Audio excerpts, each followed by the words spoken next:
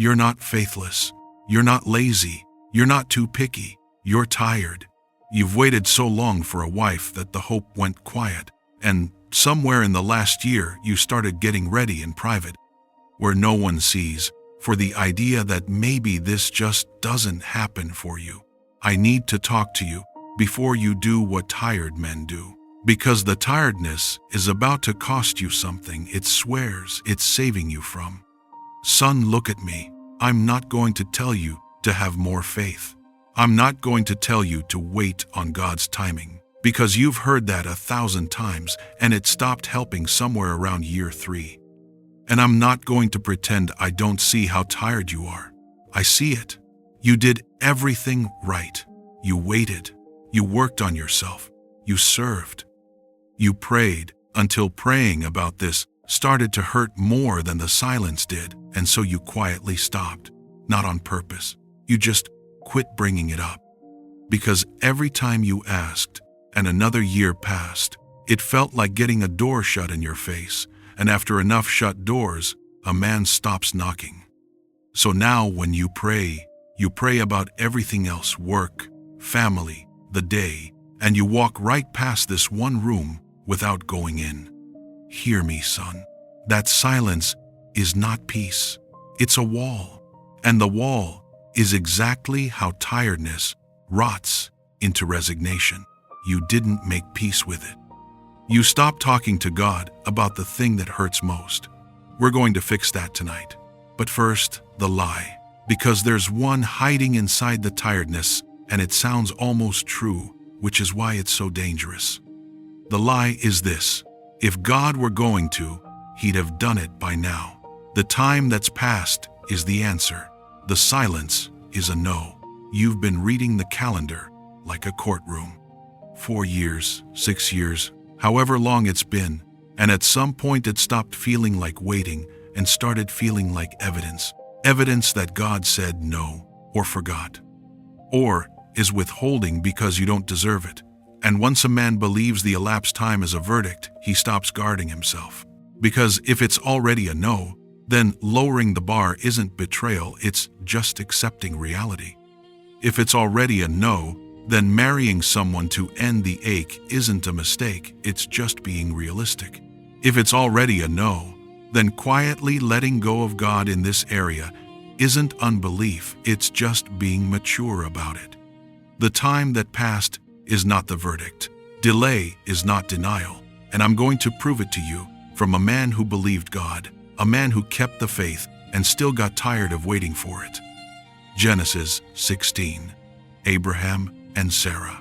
God had made them a promise, a son, descendants like the stars, and they believed it. That is the part everyone misses. This is not a story about people who lost their faith. This is a story about people whose faith stayed and whose endurance ran dry.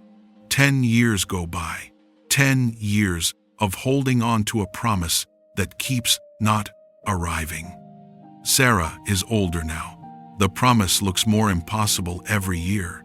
And so Sarah does the thing a tired person does, and hear how reasonable it sounds. She says, "The Lord has prevented me from bearing children. Go in to my servant. It may be that I shall obtain children by her."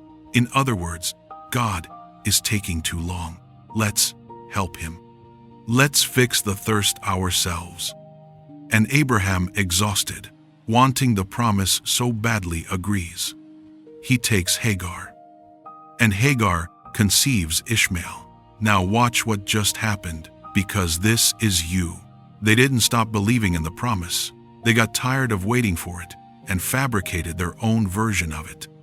They took a real thirst and they dug their own well to end it now. And here's what that well held: conflict, pain.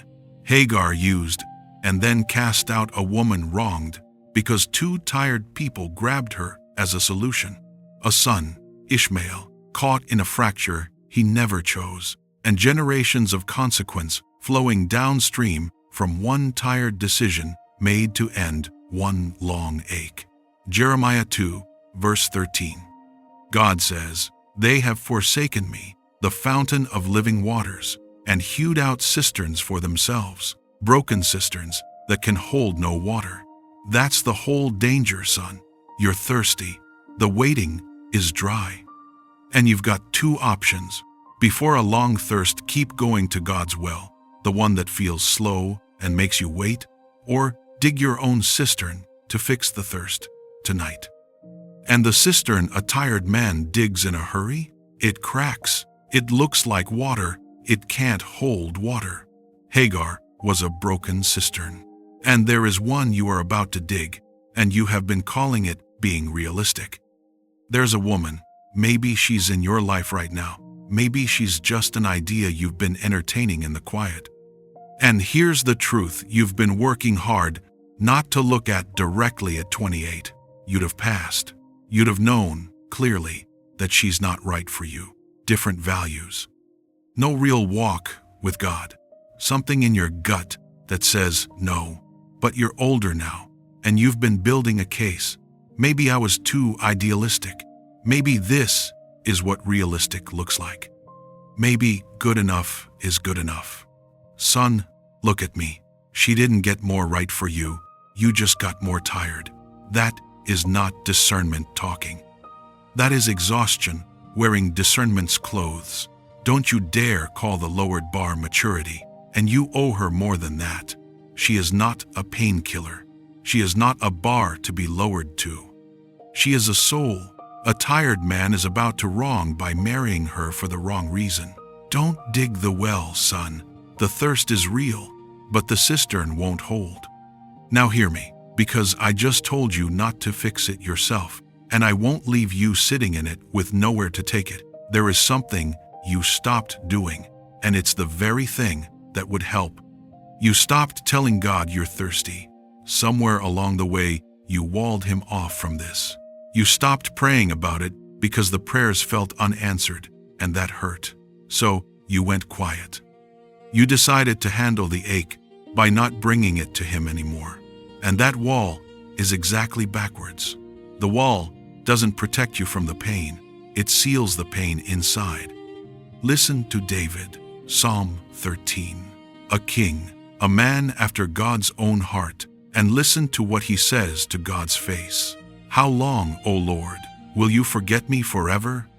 How long will you hide your face from me? How long must I take counsel in my soul and have sorrow in my heart all the day? 4 times. How long, how long, how long, how long? That is not a man with strong faith pretending he's fine. That is a man bringing his exhaustion straight to God and saying it out loud. And God wrote it into his own book, which means you are allowed to say it. You are allowed to tell God you're tired without it being unbelief. But watch where David lands, because this is the move you stopped making. After all the how long, he says, but I have trusted in your steadfast love. My heart shall rejoice in your salvation. End quote. He doesn't end pretending he's fine. He doesn't end having given up. He ends having brought the tiredness to God and chosen to trust anyway. That's the difference between lament and resignation. Lament is what faith does when it's tired. It is not a place to camp. The opposite of faith was never the how long. The opposite of faith is the wall going silent and deciding to handle it yourself. Tear the wall down tonight. Tell him you're thirsty. Say it out loud, in the dark. No performance. Not the polite prayer, the real one. How long, God? How long am I supposed to do this? Did you forget me? Say it, son. Because David said it, and God wrote it into his own book so you would know you are allowed. And here is the truth that breaks the lie open. Habakkuk, chapter 2, verse 3.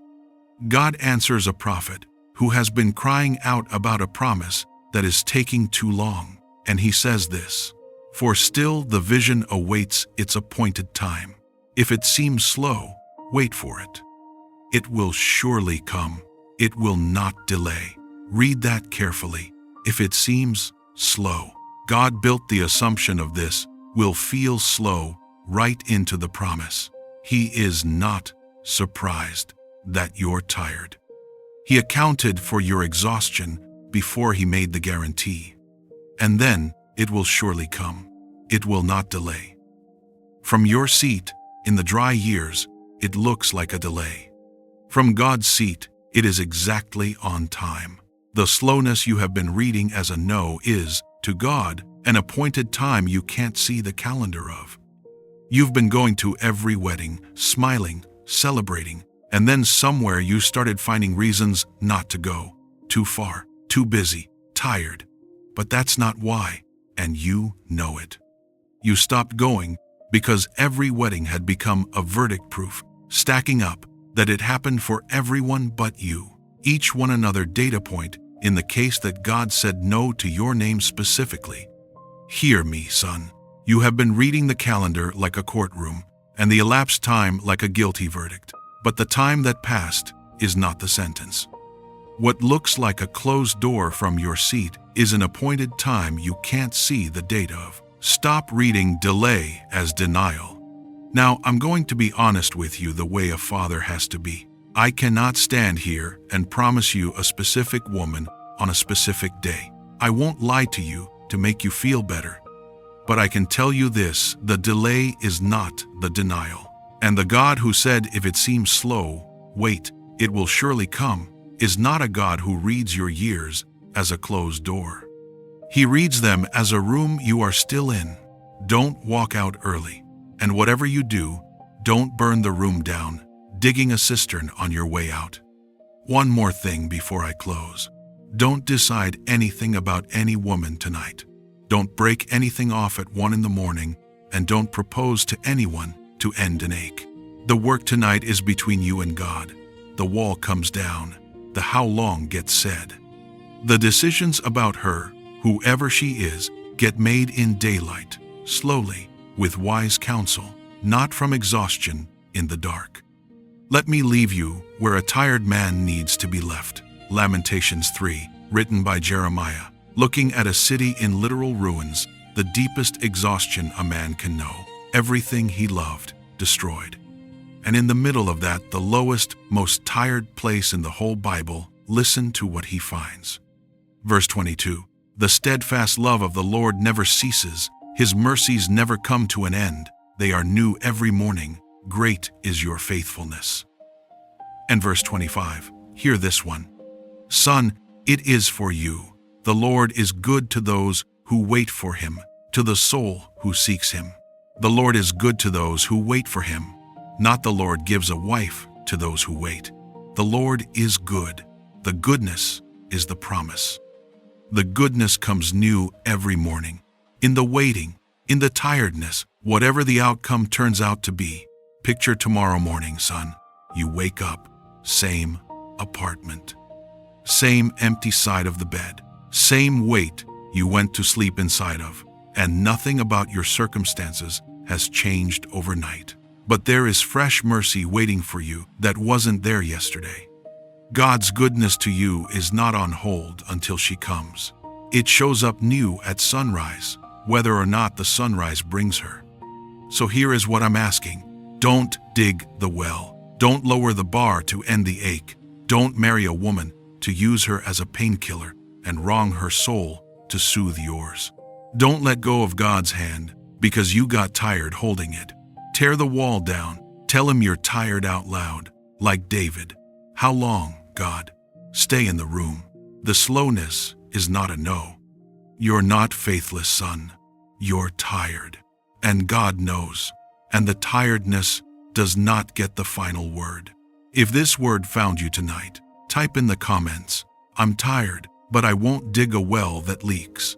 Say it until your spirit agrees with it. Say it until the lie that the silence was a no loses its grip.